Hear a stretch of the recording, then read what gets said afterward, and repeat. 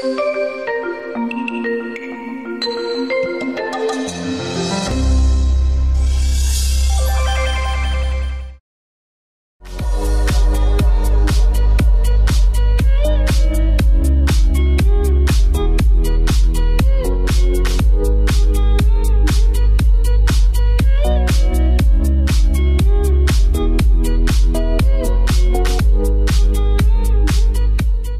espectador, estamos iniciando mais um programa Interview em Saúde.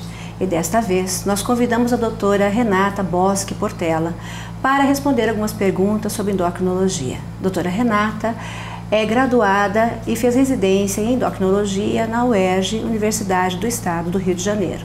Tem mestrado pela Universidade Federal do Rio de Janeiro. Ela é médica docente da Faculdade de Medicina da Universidade Federal de Mato Grosso do Sul. É especialista pela Associação Médica Brasileira e ela é a presidente da Regional de Mato Grosso do Sul, da Sociedade Brasileira de Endocrinologia e Metabologia. Renata, é um prazer tê-la aqui em nosso programa. E nós vamos conversar um pouquinho sobre o diabetes. Renata, o diabetes é uma das doenças mais comuns na população. Nos explique, por favor, o que é essa patologia? Diabetes, ela é uma doença que se caracteriza pelo aumento da glicose, que é o açúcar no sangue. Realmente ela é muito comum, ela afeta mais de 400 milhões de pessoas no mundo. No Brasil são 14,3 milhões de pessoas. E a importância de se estudar é a alta prevalência e a alta mortalidade também associada ao diabetes, alta morbimortalidade. E essa doença, ela tem vários tipos? Qual que é a diferença entre elas? Que a senhora pode comentar conosco? Sim, existem vários tipos de diabetes. Os mais comuns, se a gente for classificar, são diabetes tipo 1 e diabetes tipo 2. O diabetes tipo 2, ele acomete a maior parte dos diabéticos, que cerca de mais de 90% dos pacientes têm diabetes tipo 2, que é uma dificuldade da insulina fazer o papel dela no organismo. A insulina ela é o hormônio responsável por colocar a glicose que está circulando dentro das células para fabricar energia. E quando ela não consegue trabalhar direito ou quando ela falta no organismo, a pessoa desenvolve o diabetes. O diabetes tipo 2 é o mais comum em adultos, é o que está mais relacionado com obesidade, com excesso de peso, né?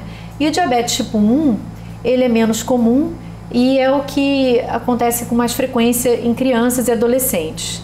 Ele é caracterizado pela deficiência da insulina. O pâncreas ele não consegue produzir nada de insulina, é uma doença imunológica. Isso tem causa? Quais são os sintomas? E como que a gente chega a esse diagnóstico tão importante? Sim, tem várias causas. A causa principal é a genética.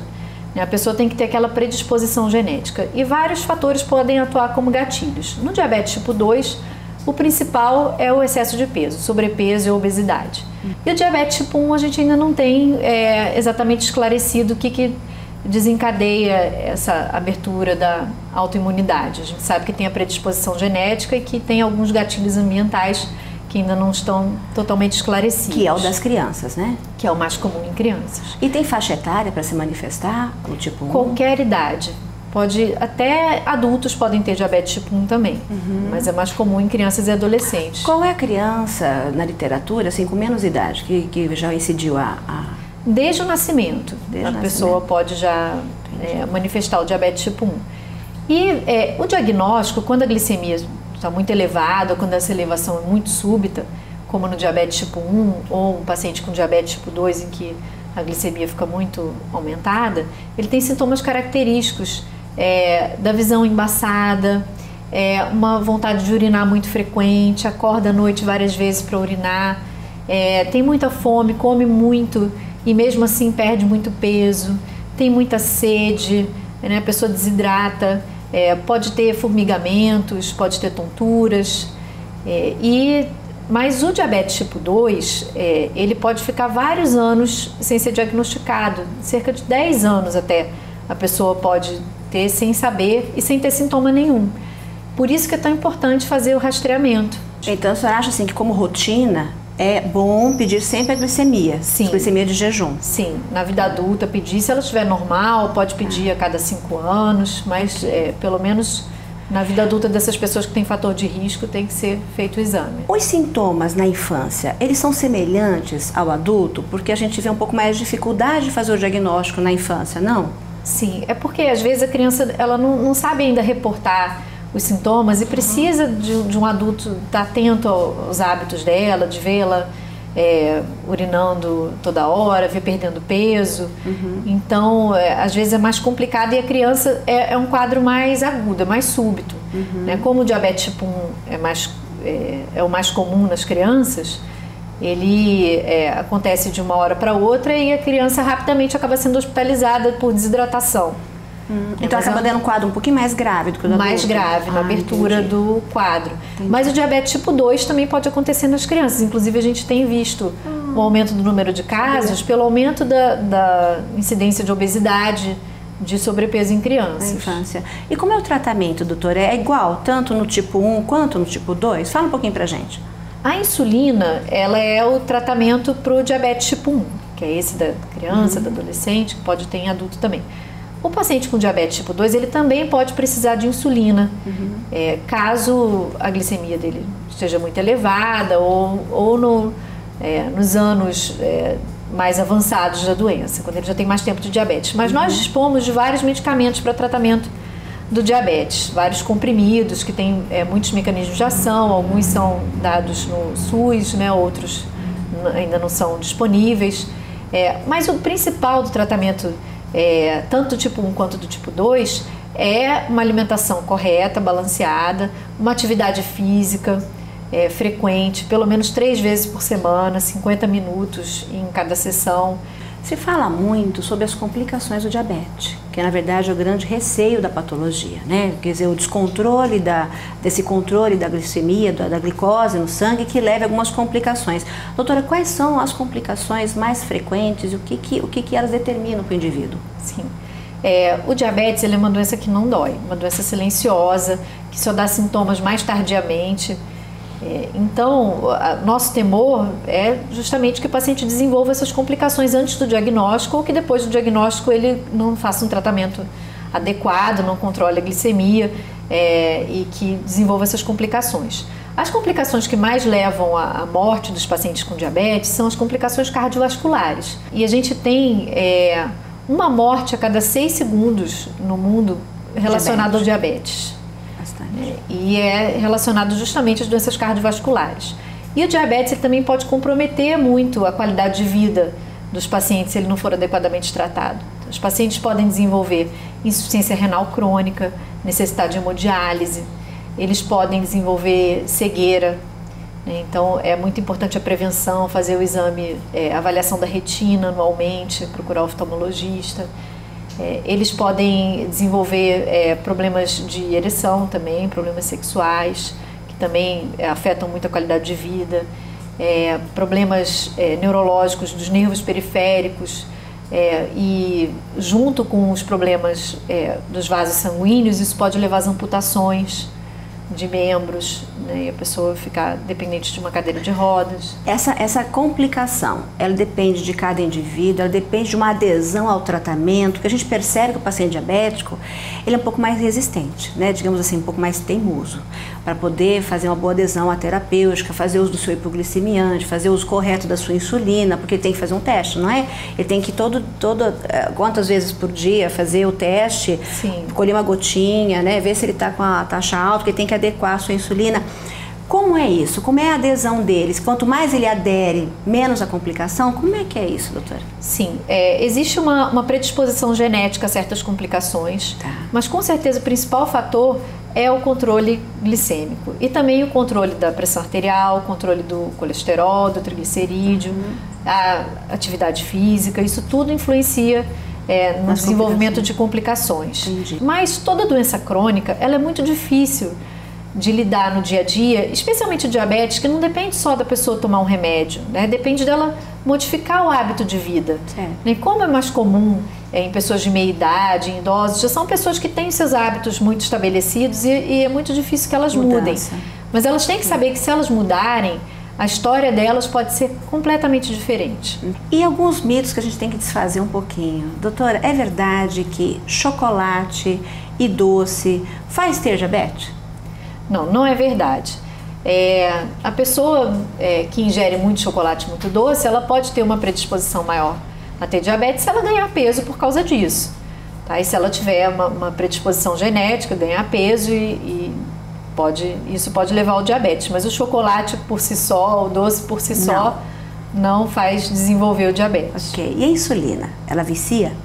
Não, a insulina, ela tem muito preconceito dos pacientes com a insulina, mas ela é um ótimo medicamento quando bem indicado e na hora certa. O que acontece é que às vezes o paciente tem muito medo da insulina pelo fato de ser injetável, apesar de que hoje em dia a gente dispõe de agulhas muito menores e com muito menos dor para aplicação. E aí o paciente vai adiando o início da insulina, o médico prescreve, ele não começa, volta na consulta seguinte, não usou. E o próprio médico fica adiando o início da insulina. Então, quando a pessoa às vezes começa a tomar insulina, ela já tem várias complicações estabelecidas do diabetes, né? Então, ela é vista como fim de linha, mas ela não é. E ela não vicia, ela é uma necessidade. Entendi. Ela é um paciente que precisa daquele tipo de medicamento, não é que ele vai viciar por causa disso. E o diabetes é contagioso? O diabetes tem cura? O diabetes não é contagioso, tá?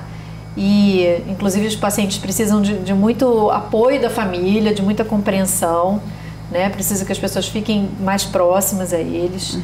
E não tem cura, mas tem controle, né? Que já é uma grande coisa. E se a gente for ver algumas décadas atrás, a qualidade do tratamento ele era muito mais sacrificante, né? Hoje em dia existem muito mais facilidades para o tratamento da pessoa com diabetes. Então, na verdade, nós temos assim como fazer um diagnóstico mais precoce, nós podemos retardar um pouco esse aparecimento, mas nós não conseguimos evitar que apareça o diabetes naquele indivíduo que será portador. Inevitavelmente, em algum momento, está escrito lá no DNA dele, lá a informação genética que ele terá, como é que é? Essas informações que estão no DNA, elas não são 100% absolutas e a pessoa não vai necessariamente desenvolver diabetes porque ela é geneticamente predisposta. Mas já sabendo que ela já pode se comportar de uma maneira mais adequada para que ela não desenvolva. Ok. E assim, o diabetes, ele é só acompanhado pelo endocrinologista ou ele pode ser também acompanhado pelo médico de saúde da família, por exemplo? O diabetes é uma doença muito prevalente. Então, a gente não tem endocrinologista suficiente para acompanhar todos os pacientes com diabetes. Então, o médico generalista das unidades básicas de saúde, ele está apto a acompanhar os casos mais simples. Os pacientes que já têm complicações, os pacientes insulinizados, o ideal é que acompanhem com um endocrinologista. E um paciente que tem a condição de fazer um acompanhamento com um endocrinologista, ele é o especialista mais habilitado a fazer o acompanhamento do diabetes. Ok. E mudando um pouquinho o nosso foco. Recentemente, a Sociedade Brasileira de Endocrinologia e Metabologia publicou uma nota comentando sobre o uso indiscriminado dos hormônios. Então, falando sobre a modulação hormonal. Fala um pouquinho sobre isso para nós, aproveitando a oportunidade. Sim, a modulação hormonal é um termo que está muito em moda agora, né? Mas é uma coisa que não existe como especialidade, como método não é comprovado. O que nós temos são doenças, são deficiências hormonais que devem ser diagnosticadas através de um quadro clínico de dosagens hormonais, com pacientes que têm valores nessas dosagens de hormônio abaixo dos valores de referência e que eventualmente podem precisar de tratamentos para repor esses hormônios, ou de pessoas que têm doenças que fazem um excesso de produção de hormônio e que têm que tomar remédios para diminuir esses hormônios no sangue. Esse diagnóstico, esse tratamento é feito pelo endocrinologista, tá? E o paciente tem que ter muito cuidado na hora de procurar tratamentos ditos revolucionários, alternativos, buscar informações, porque os médicos também têm que ter responsabilidade de não submeter os pacientes a tratamentos que não sejam amplamente verificados a validade científica deles mesmo. Nós não podemos fazer nossos pacientes de cobaias, né, em outras palavras, né, estudos com animais. A gente tem que ter estudos em humanos, estudos grandes e que comprovem que vai ter um benefício de fazer aquele tipo de tratamento no paciente. Então, o mesmo comentário serve também, por exemplo, para os hormônios utilizados muito em estética, né? Porque isso também tem sido muito divulgado e que nos deixa muitíssimo preocupados, não é, doutora? Sim, porque às vezes a pessoa na busca por resultados rápidos e na busca pela perfeição, ela acaba perdendo o nosso bem mais precioso, que é a nossa saúde, né? Porque o excesso de hormônios, se você toma um hormônio que você não está precisando, esse excesso vai fazer mal para a sua saúde, vai te trazer complicações. É muito complicado e isso é muito importante, a nossa informação ao nosso público. Então nós agradecemos a sua fala, foi maravilhosa a sua presença aqui no nosso programa, espero tê-la outras vezes, se Deus quiser. Eu que agradeço. E nós agradecemos a presença e o espectador ter assistido nossa entrevista. E caso queira dar alguma sugestão, mandar um e-mail pedindo alguma informação, fazendo sua pergunta, mande um e-mail para amms@eventostv.net. Obrigada.